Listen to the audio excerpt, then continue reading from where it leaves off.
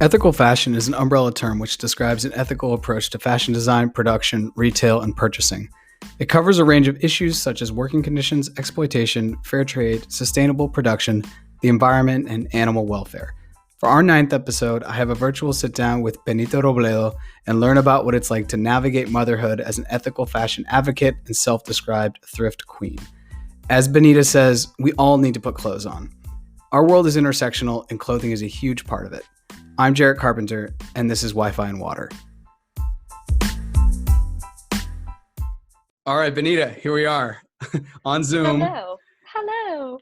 How are things in your life? Oh man, things in my life are wonderful and awful and exhausting and great. I have a 5-week-old daughter, so in the midst of a global pandemic, and a reckoning of racism happening in our country, and yeah, And all the things. Right, all the things that you expected when you said, "Hey, you know what? I'm pregnant. I'm really excited to do this." And then, right, you planned on being here, right? Yeah, totally. No, it was crazy because we actually we moved to Pennsylvania. So I'm in Lancaster, Pennsylvania right now, and we moved here to help out with family because there's some medical issues happening. And so we moved out here for that. And our plan is always to go back to LA. And we were going to move back to LA this June. And then we found out we were pregnant. And so we were like, well, we'll stay for the first year for we'll just stay for a little bit longer. And now it's like, God knows what's going to happen, Right. There's a whole new normal, Yeah. Like my husband and I, we love LA. But we're also like, well, what if everything is shut down and our work is shut down there and everything's happening, remotely anyway? Like, does it even make sense to go back? Because, we pay $1,000 less a month to rent an entire house with a huge backyard and a front yard, and it's we can live in a way here that we can't in LA. Totally. I've been flirting with, before the pandemic too, I was thinking about moving to a city, whether that's DC, Boston, or New York. And I'm currently in the suburbs of Boston. Mm-hmm. And it's like, being in New York or being in LA, whichever it is, the commute, whatever that looks like, whether you're on the subway, you're tight together with a bunch of people you don't know, and somebody bumps into you and they tell you to F off and you're like, damn New York. Or maybe you're in LA and you're on the 305 and you're like, all right, but I want to live here because of the opportunities at whatever. Now that those things, if everyone can do what they want to do from distance as we are on Zoom, the question is, what am I then sacrificing for it? Also, if the bars are closed, also if I can't go to my restaurant, also if I can't go to my shows, also if I can't do this and that, which I used to love to do. And it's very interesting. I think there's going to be a massive exodus over the next 12 months. Is going to be very interesting, especially with people not being able to pay their rent, because you and your husband, maybe you're in LA and you're like, let's go back to Pennsylvania. We have family there. We're going to pay $1,000 less per month, have 3 times the space, have a front and a backyard, when we used to be excited because we had a porch, So Right. it's a whole new world. It's a whole new world. And so as a new mother, tell us about that journey with also being, as your Instagram says, ethical fashion and a thrift queen. What does that look like? There are so many other, expecting mothers or new mothers or just parents in general that I think are very interested in getting into ethical fashion. But just like anything, once you throw ethical on it, all of a sudden people thinks it's more expensive, and it all of a sudden doesn't become accessible. So what does that look like? Yeah. It's funny that that's sort of the connotation that it has, and it does, absolutely, because really the most ethical thing you can do is to buy secondhand, which is exponentially less expensive, you know? So, you know, I have to say, like, with the journey for me, and I, you know, only 5 weeks into this journey, like, let's also, I'm still learning a lot as I go. For sure, for Um, sure. but, uh, you know, I've had to be very, um, I've had to be very gentle with myself about how I go through this and realize that I'm not going to be able to do this perfectly, right? So, um, it's very easy for myself to shop secondhand, to buy almost everything secondhand. Like I really, I get furniture secondhand. I mean, like, it's very rare when I go out and buy something new, because it's just 9 times out of 10 is not necessary, right? And so it's very easy for me to do that because I know what fits, I know what I like, I know what works. Um, and so when I was getting everything ready, like prior to prior to having her, um, I got almost everything secondhand, right? I was really, really lucky. I had some friends, and my sister was able to send me a bunch of baby clothes. So I have just like a ton of clothes for her that are in great condition. And, you know, some of them actually, I'm like the third person to get them. And they're still in good condition, which I think just absolutely goes to show you that, especially when it comes to children, like, you really don't need new clothes because they don't wear them for that long before they grow out of them. Um, Same thing when I was like putting together the nursery, right? Like, we were able to decorate it with stuff that we already had.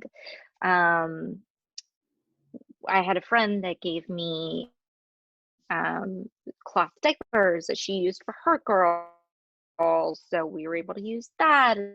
And so, like, you know, I kind of went into it being like, oh, I'm just not going to have to buy anything new because it's not necessary and whatever. And then cut to now, and I have a very, very sweet girl who also is very, very colicky. Um, I don't know if you're familiar with that, but if for anybody who's not familiar with that, it's babies who will just cry and scream inconsolably for hours on end, and there's just kind of nothing you can do about it. They don't really know what it is. Like, we've looked into it. She gets like gas, and it's the most heartbreaking thing in the world. And so when I'm up with her at 3 o'clock in the morning and I'm bouncing her and walking her around, and I happen to scroll on Instagram, and there's like a tummy wrap that is supposed to help relieve the pressure. You better believe I am buying that shit. You know? Like, there are just some things that, you know, for whatever reason, like, she doesn't like we have these swaddles for her that were secondhand, and she absolutely hates them. Like, will not, just like will not tolerate them. So I had to buy a new swaddle, and I bought it off of Amazon because I was like, I just need my baby to sleep, and this will get here tomorrow. And, you know, Amazon is not a company that I like to support. And again, it's buying something new. But, you know, it was just one of those things where it's like, you can never do anything perfectly. And I think especially when, you know, we're just in such a tough situation too, right? Like, I can't go to my local consignment store to try and find something. Are Um, are they not open currently? no. Okay. Okay. Um, and also, like, I had an emergency C-section, so like I'm also recovering from that, because my daughter was breech, so she was a surprise breech, which no one figured out until I was fully 10 centimeters dilated and had been in labor for 17 hours. So, um, so it's also like, you know, I have to be gentle with myself. And I think that's a really important point for people looking to get into sustainability, right? That it's not about perfection, it's about progress. Yeah, I think that is the best way to put it. And I, as you know, we met when I was on my ethical fashion journey, which has ended, and it was great. And I was able to sell a bunch of T-shirts and spread a positive message, and it's good. And if anything, I think I opened up definitely 2 or 3 other people in the world to think about what they wear, why they wear it, and then how they consume moving forward, hopefully secondhand. And I since have bought almost everything secondhand, literally in my life, including like when I buy computers, I buy them refurbished. Not only is it, and the great thing is, you know, the way to make the conversation, I think, a little more accessible with people is it's like, you can save money. This is good for your wallet. Because sometimes people, it's really abstract, you know, that like Rana Plaza happened, da, da, da, da, da. Those Totally. things just don't, and I get that. And I get that. We live in a world where, you know, seeing is believing. And so when I got this mic, I wanted to get a windscreen, which is the little fuzzy thing. Hmm. And I could not find one because basically so much of the world is now podcasting, or if they're Zooming, they want to make sure that they have a better mic, whatever that looks like. And I had to go and get this. The only way I could get it was through Amazon. And Yeah. that was like hard. It's easy. The reason why it's so hard is because it's so easy to do. Oh Um, yeah. that you know what I mean? It's such a low Hmm. hanging fruit. So I don't have Amazon Prime because I don't feel comfortable supporting them financially with that. But I did have to get this like $8.22 thing because I couldn't get it anywhere else. But it hurt Yeah. because, but I think that's it. It's totally progress over perfection, and just knowing that, you know, 90% of the time or 80% of the time or more than half the percent of the time, you're trying to live in a way and consume in a way that takes into account you know, the people and the planet behind whatever you're doing. I like to go by the 80/20 rule, I like like that. generally in my life, right? Hmm. Like, you know, 80% of what I buy is secondhand, but like sometimes I just need a new thing, right? Like I just need new shoes. Like I think, you know, shoes are like a great example for me, right? Like I've got a bad back. I had back surgery like 10 years ago. And so Adidas sneakers, like the Stan Smiths, are like perfect for my feet. I can walk in them all day with no problems. So I buy them new, and they're not ethically made, but they're great for my back. And I just wear them forever, you know? And so I think it, it's really just about like doing your best, not just doing what's easiest, right? Because I think that's where some people get caught up. They're like, oh well, I'm trying, and it's like, no, I mean, you're not really trying, right? Like, you can try without killing yourself, you know. Right. But Right. I think you always do need to push yourself just a little bit, right? Just get a little farther out of your comfort zone each time. And, you know, eventually you push that boundary, and it's, you know, then suddenly you're living a super ethical, eco-friendly life without even realizing it. Right. Taking it step by step. And I've also never thought of it that way, that it's really just the conversation is not only about, it's a financial conversation, but it's also talking to people about stepping outside their comfort zone, just trying it out, seeing what that, you know, seeing how that feels, and then moving forward, maybe with something else. And, you know, my ethical journey really started when I started up a t-shirt business. And I knew Mhm. that if I was going to put something that was, you know, positive on the front, I wanted also the way it was made to be intersectionally aligned with that. Otherwise it doesn't make sense energetically for me to do. And so that's kind of when I'd you know, I've always secondhand shopped way before it was a song, you know, since high Yeah. school. Like we would always just do that because it was fun. And you'd find like some bargains. But when did your, so for me though, on like saying this is like done because of ethical reasons and for the planet, I used to do it because I didn't have the money and I wasn't gonna, you know, I got the utility out of a $5 t-shirt. I don't need like a $30 t-shirt. So Yeah. when did your journey start to be, you know, really aligned with maybe for the people or for the planet? Yeah. When did that start? It really started about 10 years ago. Um, you know, I grew up in a family that was always very ecologically minded. Um, I like loved Fern Gully growing up, and we always recycled and we would plant trees. And, my family was always very into like nature. My mom would be like, we don't need to go to church. We'll just sit out in the garden because that's where we can be with God. That was my family. Although also like Colombian Catholic. So that was mixed in there, but Right. Hashtag Colombian Catholic, just like, yeah, what that means. yeah, right. Exactly. Like my grandmother goes to church every day for 5 minutes and says like her Our Fathers and Hail Marys and then goes plays tennis. And she's like, yeah, I go to church every day. And you're like, okay. I really love that though. She's not Oh, wrong. it's Like she's great. not, she's not lying. It's just She's kind of not. like, okay. She just does her little quick check-in Yeah. Yeah. You and got to she's like, hey, what's up? Okay. check in, Help me win my tennis match. check in, see what Dios is doing. And then she's got to Yeah. get that forehand.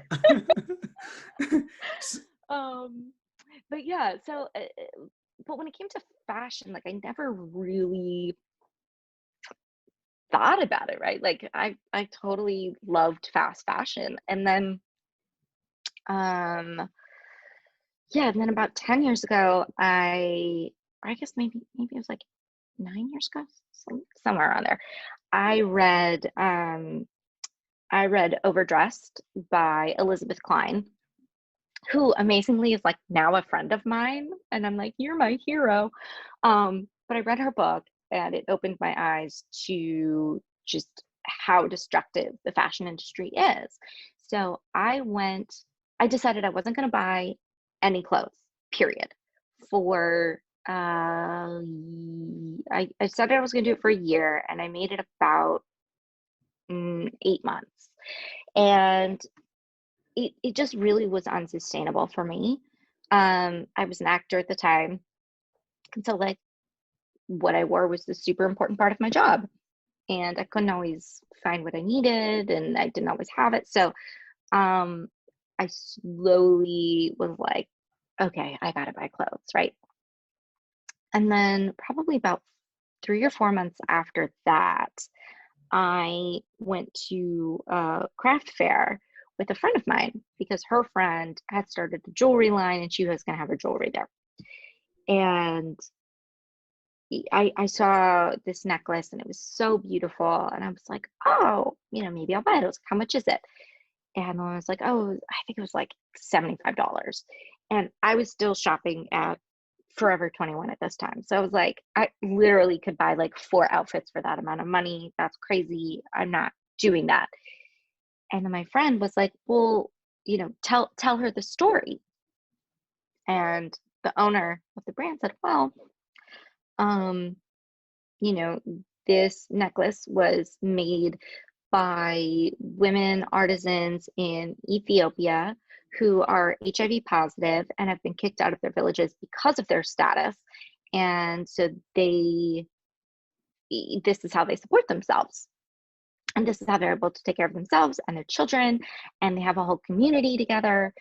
And by the way, the metal beads are all made from recycled bullet casings.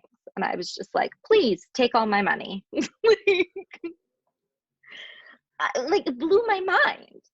And that's when I realized that it was possible to participate in the fashion world while actually doing good, that there was like another way to do it.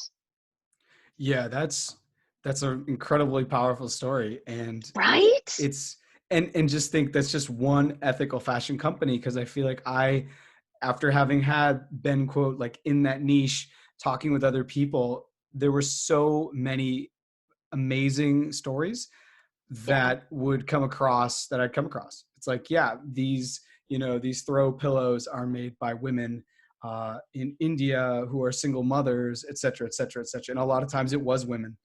Yeah.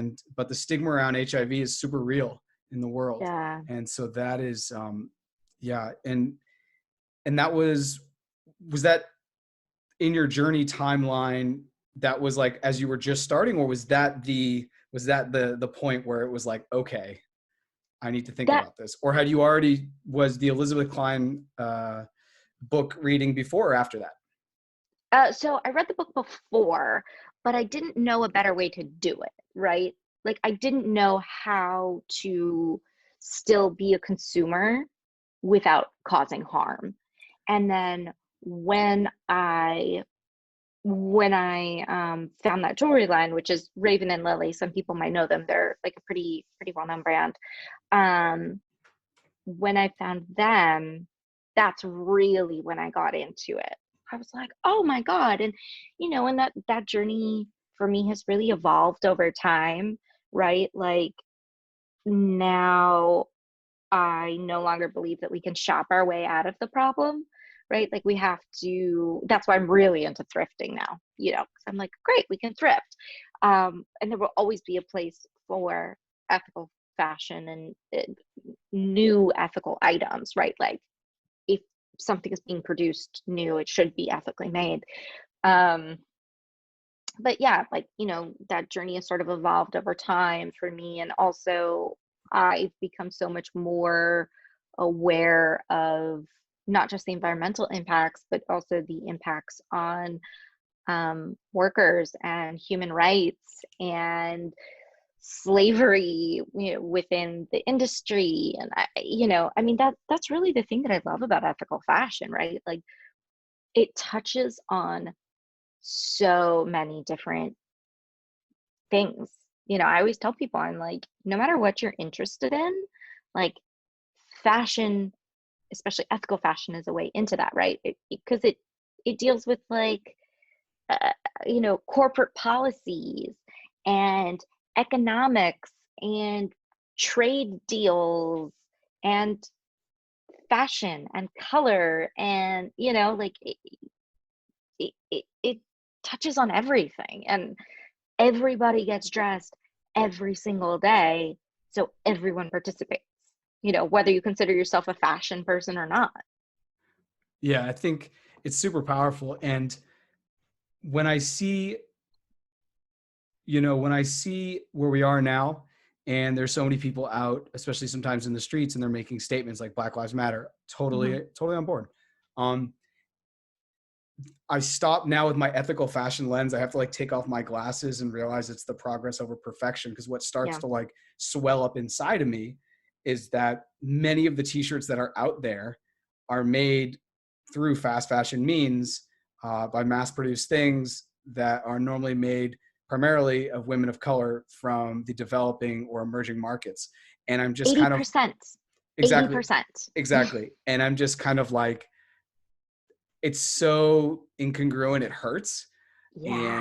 And maybe one day there will be, and I know that there already are people doing it, but they need to really do it at scale to be able to compete and offer the prices. Because at the end of the day, someone wants to make 10,000 t-shirts for Black Lives Matter, whatever that looks like, or whatever cause it is.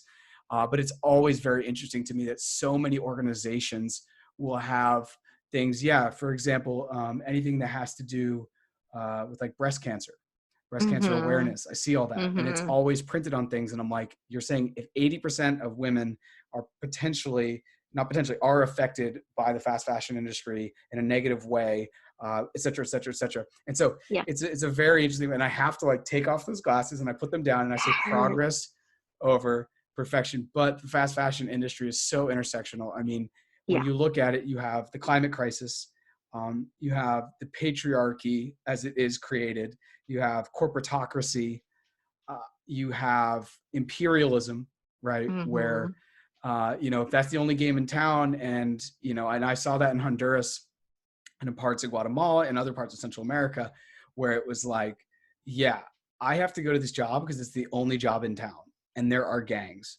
And if I don't, then that's the only other job in town. And in this job that I have where I make t-shirts for Nike, I work 12-hour days. There's no AC. I have like 5 seconds to go to the bathroom. I can barely eat.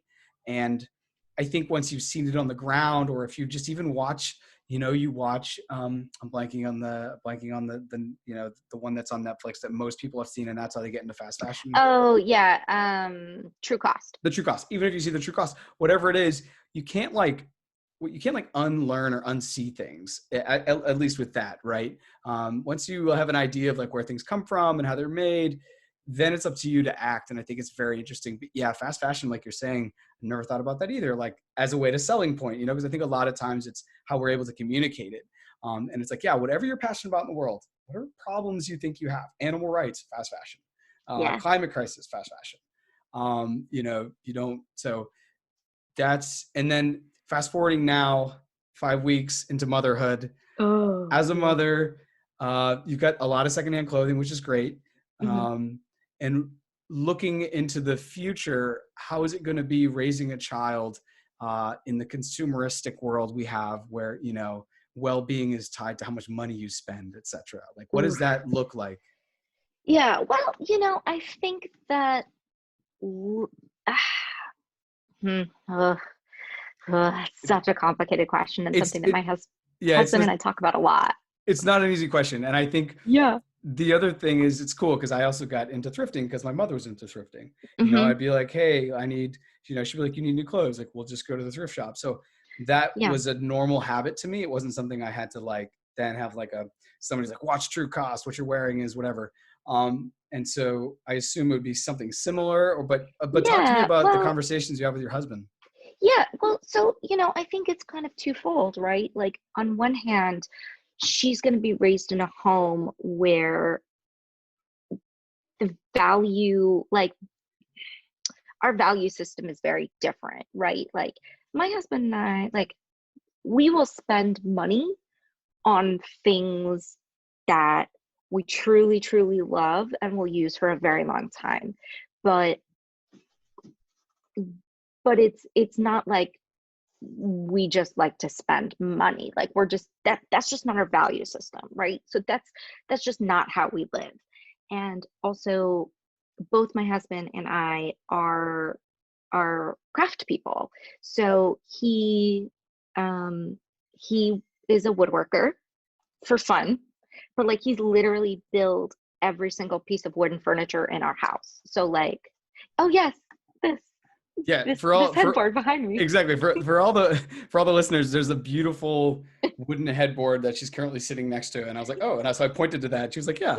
So he did that. Actually, actually, fun story. When we first started dating, I needed a headboard, and I was like, oh, like, I gotta go buy a headboard. And he's like, I'll just make you one.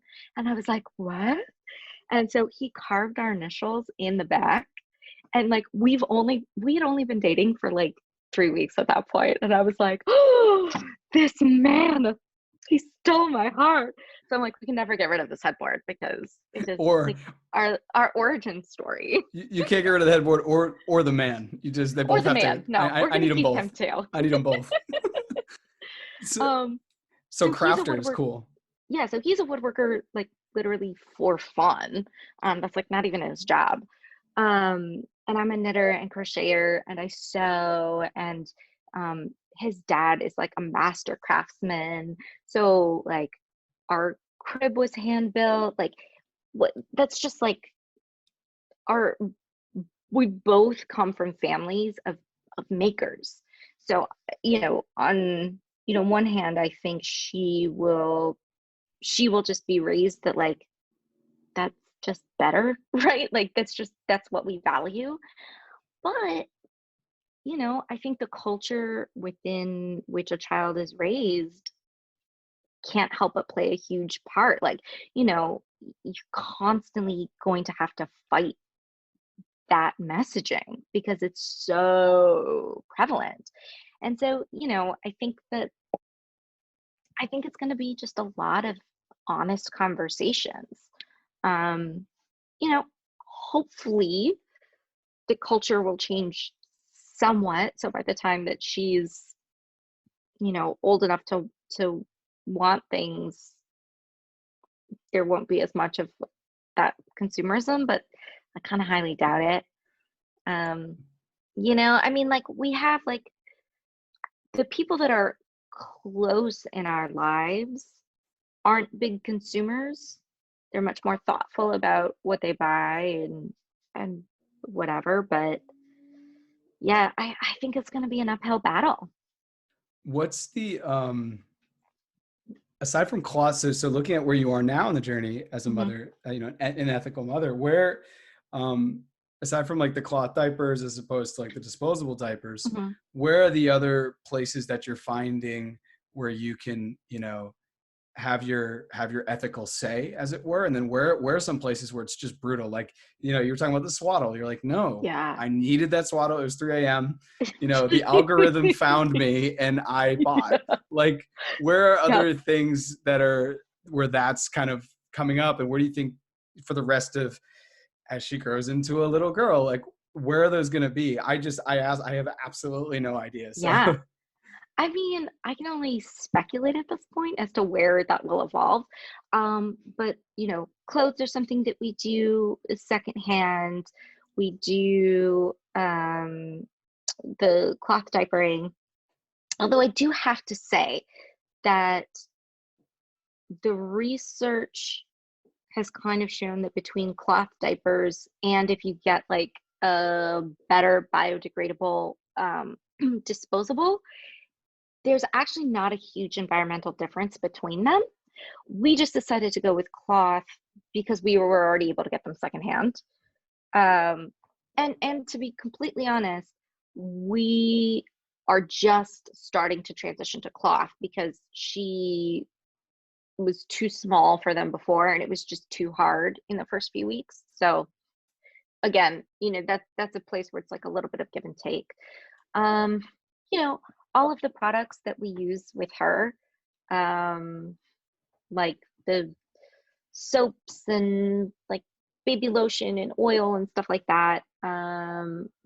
Those we buy from like really natural ingredients, like really clean ingredients. Also like toys. Like we're trying not to do too many toys, and the ones that we do have, like we just got a rattle from this company called Pebble, and they're ethically made in Bangladesh. So like, you know, we try to do things like that, but there's some things that it's like I haven't been able to find them secondhand, or it's just hard, like a breast pump, especially in the middle of a pandemic. especially in the middle of a pandemic. There are just certain things that like I feel like secondhand spaces, whether it's a thrift Hmm. store, an online thrift Hmm. store, whatever it is, they just don't they're not going to play ball with. And a lot of that is like very Yeah. intimate stuff. So whether that's socks and underwear at a thrift Hmm. store, obviously like a breast pump is definitely something that's a lot more of an intimate Yeah. item. Which here's the thing, right? Like if we weren't in the middle of a pandemic, I could probably get one secondhand. Like it would be fine. You can sanitize it, like it's fine. Um, it- one of the things that has been hard is people really, really want to get you stuff. When you have a baby, they really want to buy you things, and no one wants to buy you secondhand stuff. So we asked for handmade things when we could. So we got lots of like handmade blankets, handmade sweaters, things like that. Um, but it was also like we got a, like a bottle sanitizer. Like if I really searched online, I probably could have found one, but like we like had to like look for things that people could buy us, that we were like, all right, we're going to use this for a really, really long time. Another thing is we did buy a secondhand like rocker recliner before the pandemic started, and it sucks. It's so sucky, and it sucks. It's so uncomfortable. I feel like it sucks. Oh man, it sucks so bad.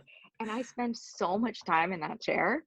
So we're gonna buy a new one. Yeah, I And mean, I don't want to, but I'm like, I can't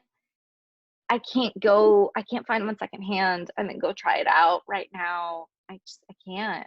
So, we found one from like Pottery Barn that's like Green Guard certified, and you just kind of do your best. So,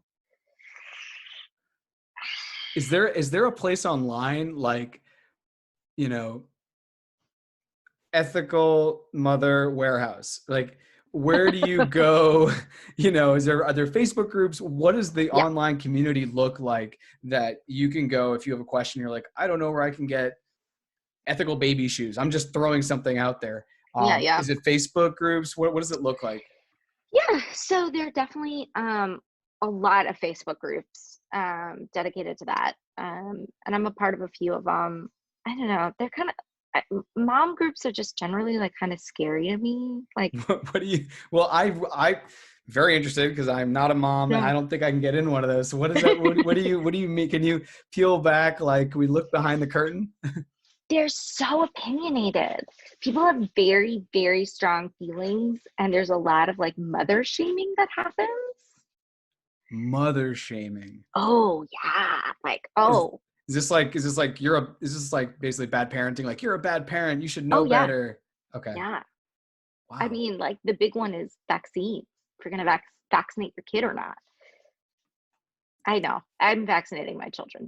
My child. Just FYI, I'm just putting that I out there. I feel like that's what science says. So since I'm not a scientist, that's what I would do. So Yeah, I don't know. I okay, just so vaccines. Okay, so if we're going to go to vaccines, to touch oh upon this, god. most times the vaccine debate, a lot of times it's people on people saying no vaccines, for example. There's a lot of Hmm. misinformation. Hmm. Um, there's misinformation, which eventually I will say goes to the realm of conspiracy theories. And so, are there like if you get on there and you're like, hey, you should be an ethical mother, would there be like some conspiracy theory against ethical motherhood, or like, you know, Probably, like, right? probably. There's a conspiracy theory against everything. Well, and I think this is a problem with e- ethical ethical anything, right? I mean, there's always going to be somebody who tells you you're not doing it well enough. Like Interesting. that's just, there just Just is there's because just always haters. yeah, and like, and the thing is, like, there is no perfect way to do it, and everyone's going to have sort of a different scale for what's most important for them, right? Like, some people are going to be really into, the animal rights aspect. So you, they'll never buy leather, right? It's going to be vegan leather only. However, most vegan leathers, um, not all, there are a couple new ones that are coming out that don't qualify this way, but most vegan leathers are made from petroleum. They're plastic. And so they're actually like really bad for the environment and they're super toxic to make. So, sorry, I'm going to pause for 1 second and shoot my cat. Okay. Um, If your cat wants to be on the podcast, that is completely fine. If this is like an apartment thing and it's like cats allowed, dogs allowed, cats and dogs are allowed, all amazing. good, all good. um, but yeah, so vegan leather, I'm going to say, actually, I'm going to change this because I don't want people to get mad at me. Most vegan leather, not all, most vegan leather is really, really toxic to make. It doesn't break down. So for somebody who is maybe going to place environmental standards or eco-friendly standards over animal rights, like they're going to choose leather. So you know what I mean? I think that's why it can be so touchy, because everybody kind of has a different barometer of like where that hierarchy is of how they're going to do ethical living. Right. It is kind of like a race to the bottom in that Yeah. sense where but it's where whataboutism can really take control. You're like, I think Oh we should do this.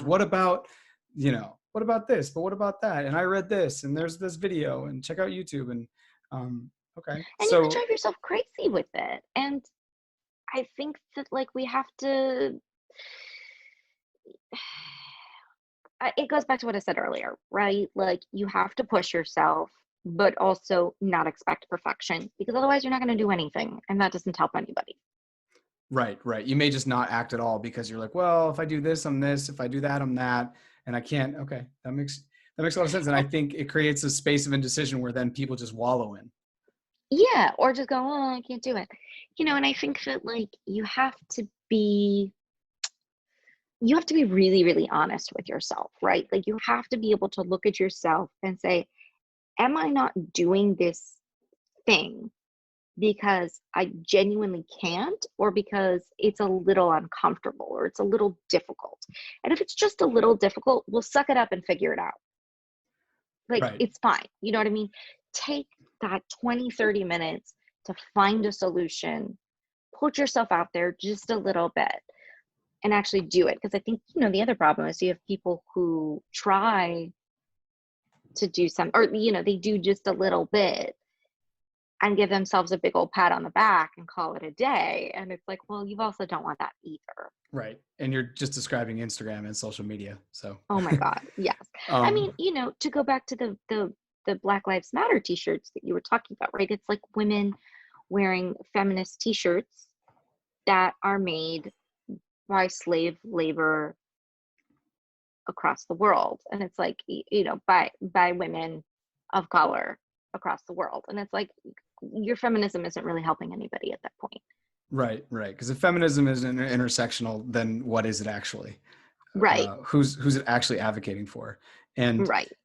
And so looking ahead at fast fashion, right? I've read that many will call fast fashion. We'll just say H&M and Forever 21. We'll just highlight them as being the two bigger ones, that they are realizing in order to continue to see their revenue spike, which is what capitalism calls for. Yeah. They are going to need to get in the R&D, and they're going to need to figure out their fast fashion wing. So basically they can appease people and say, oh, but we're also doing this. Do you think that I've seen some benchmarks, it's like by 2025, we'll say. Do you think that coronavirus is going to fast track that, where they have the time, and they're also people aren't buying, people aren't in stores, if you can't, the other thing with fast fashion is I feel like you have to kind of try it on. Maybe you don't, but I don't know. But for me, I'm just projecting. I like to try things on, but do you think that is going to speed up or slow down, and they're going to go, what direction do you think that's going to happen? I do think it will speed things up, because I think that we're in a time right now where the voices of people calling for better practices are loud. We've got time to protest, y'all. However, it makes me so angry. Like, What does? It makes me so angry that they're just trying to pass off something as being ethically made. A perfect example is, I think there's this H&M dress that they're putting out this summer, and it's like the ethical dress for, I don't even remember the price point, but it's below $30 that everybody will be wearing, and it's sustainable. I don't know if I can curse on the show. Go ahead. I've been trying not to, but like, fuck off, man. You cannot make a sustainable dress. You cannot do that. Someone on that production line is getting fucked. Period. And it is, period. Full stop. Yeah. Yeah. So like, again, it's very performative, and that's not okay. Right. All of this stuff is just so performative. Like, and like you said, this is what capitalism calls for. So for me, I think that until we change our capitalist system, we're never going to see the kind of changes that we need. Because you can't have these large margins in ethical fashion. You just can't. Yeah, it's just not set up like that. And No. I worked with some high school students about a year ago, and it was kind of like a internship, we'll say. But one of the things I one of the ways I kind of drew attention to fast fashion, actually with this group, was basically like, how many of you have shopped at H&M or Zara, Forever 21? Okay, a bunch of hands go up. How many of you have gone to the rack that says $5 only? Okay, a bunch of hands go up. And then I essentially broke down that, like, to ship from where those things are made here is almost more than $5 per parcel. So then who's hurting? Right. Yeah. And then how are these companies still in the mall? And obviously it was a little bit more elaborate than what I'm telling you. It's a little more extrapolated, but it's like, if it's $5 and it costs almost more just to like ship, like, or they're getting close, how are there still have economic trends historically that essentially just keep rising? And then going into essentially what modern day slavery is like, like I was saying, if there's no other choice, then essentially it's a monopoly and it's essentially slavery at that point. And I think, well, sorry, go ahead. No, go ahead. I was gonna say, I mean, and you have people in parts of the world, I believe it's Uzbekistan. I could have that. I'm very sleep deprived, so I probably have the country wrong. But there are parts of the world where people are forced to pick cotton under penalty of death. Like, it's like there are places in the world, some of them in America, where people are literally chained, where people have their passports stolen from them and are forced to sleep in the factory that they work at on a pallet on the floor, right? Like, this also isn't just something that's happening in some far off place. Like, this is happening in our backyard. Yeah. When you say that, do you have any place in mind? LA. In LA, there's just like shops where, whoever's in there working, etc., probably from the immigrant community being taken advantage of. Is that what that's looking like? What is that? Yeah, absolutely. So, sorry, again, super sleep deprived. It's all right. It's all right. All good. All good. Yeah. So LA has a ton of garment factories.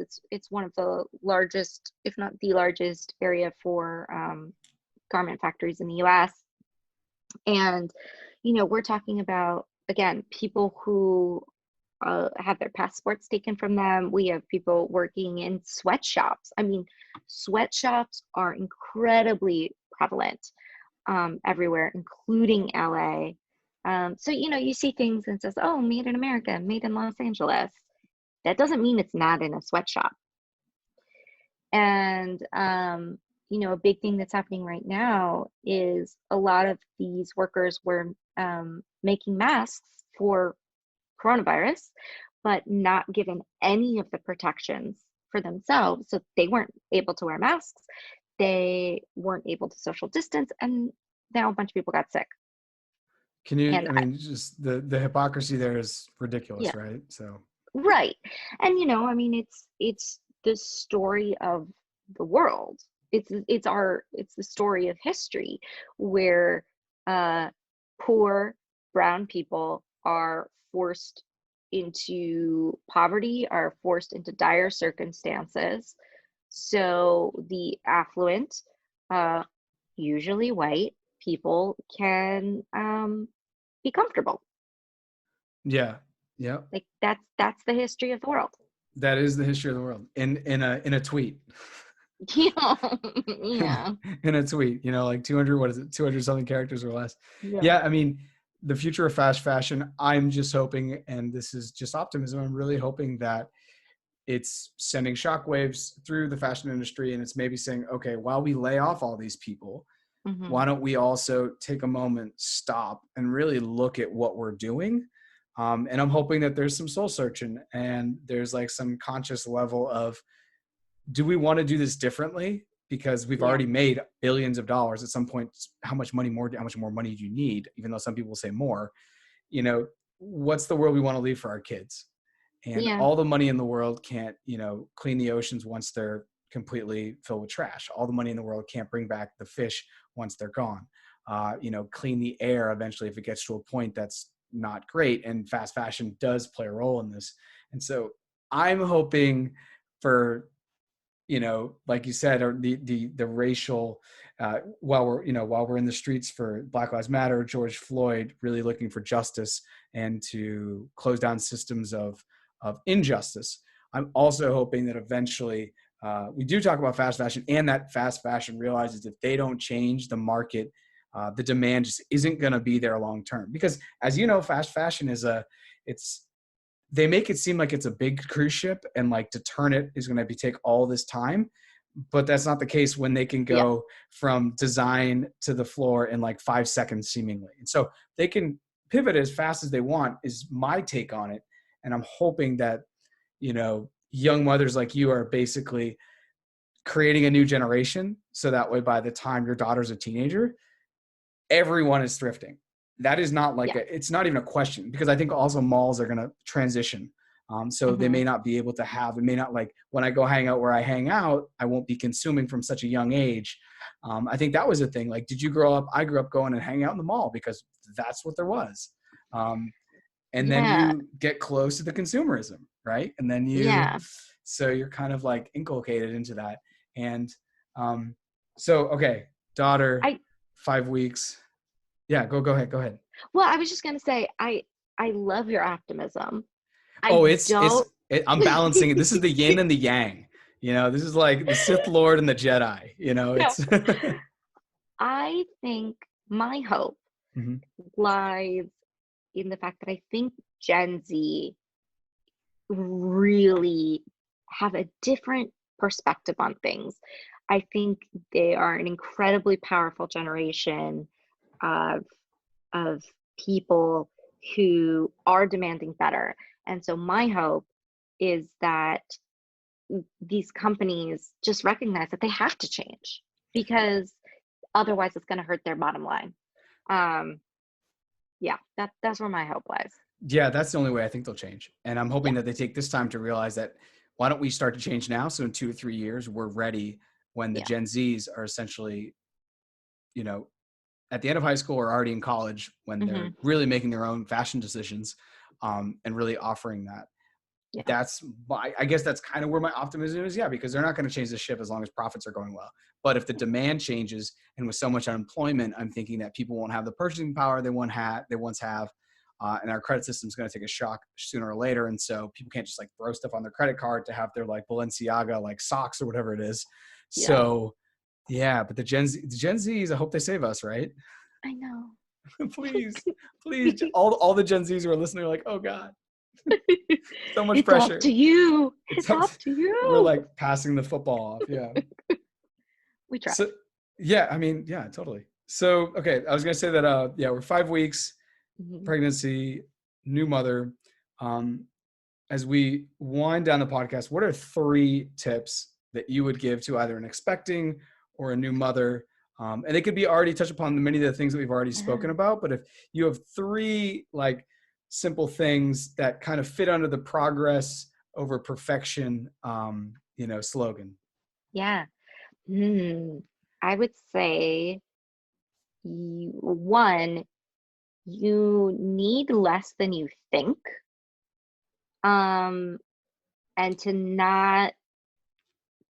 don't try and figure it all out beforehand, right? Like, for example, I bought a nursing stool because they were like, it'll help save your back, and you can like put your feet on it and it puts you in a better position to like nurse in or whatever. Well, it turns out my daughter nurses in a different position. She likes to nurse kind of vertically, instead of like laying across my chest. She like sits up like across my leg. So I don't need that stool. So here's a thing that I bought that I don't need. And that's what I'm really learning, and what I've learned talking to other mothers is that like every child is so different, and they're going to need other things. So it's almost better to kind of just get super bare bones basics, and then only get stuff once you see like, oh, that's what my kid needs. Um, the second thing I would say is to just be super gentle with yourself. Um, Postpartum is no joke. Uh, I'm lucky enough to have a great support system. I talk to my therapist every week, but like your body is going through crazy changes that like you don't even aware of. I didn't know postpartum sweats are a thing. I basically sweat every single night for the first 2 weeks because that's the way that your body gets like the excess hormones out, which is crazy. So you're just gross and a mess. And you know, I schedule time to cry. I'm like, all right, I need 5 minutes. I'm gonna go down. I'm gonna go in the bedroom and I'm gonna go sob and I'm gonna feel better when I come out. So that's my second piece of advice. Be very, Okay. very gentle with yourself. Um, and the third piece of advice would be to not take advice from other people, So including me. exactly. Third piece of advice, see pieces 1 and 2. Yeah. Um, you know, listen to your intuition and listen to your child. Um, I think we have kind of there's this very antiquated idea that like babies come out and they don't know anything and they're just kind of these blobs. And what research has shown recently, which indigenous cultures have known forever, is that actually babies are super communicative if we just pay attention. And so, that's something we've sort of learned the hard way is, we would get some advice on what we should do and we do it and it would make our daughter super mad. And instead, when we just like watched her and like would pay attention, we'd see, oh, she actually like she prefers this thing and this is not how everybody else does it, but this is what she likes. And so we're going to do that thing, like just a quick example. People always say like, oh, you can put your baby in the car seat and drive around and that'll help them go to sleep. She is not a fan. It does not put her to sleep. She's super quiet and calm, but she's like wide awake, like really enjoying looking at everything. And so it does not help us to put her to sleep. But, uh, you know, we put on really loud salsa music and strap her to our chest and dance with her. And she's like so happy and then falls asleep in 5 minutes.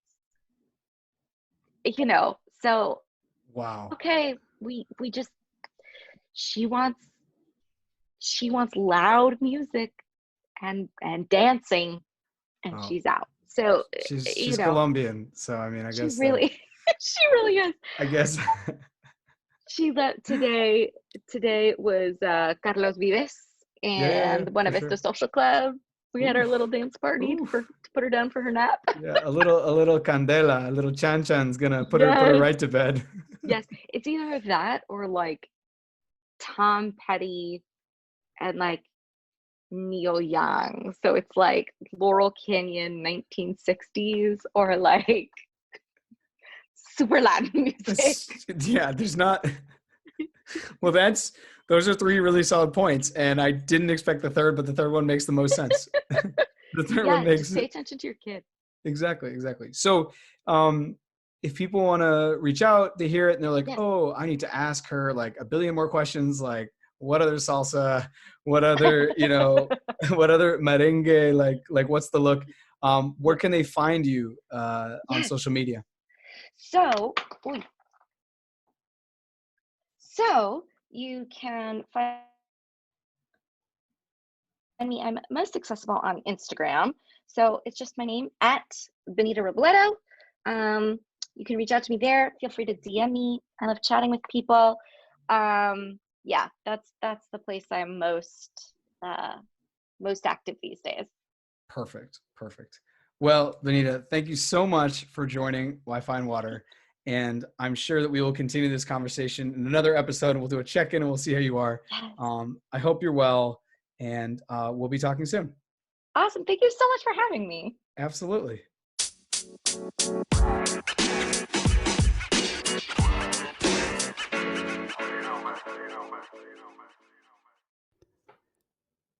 Please follow us on Instagram and Facebook at Wi-Fi and Water Podcast, and reach out to us if you'd like to be a guest or have an idea for a future episode.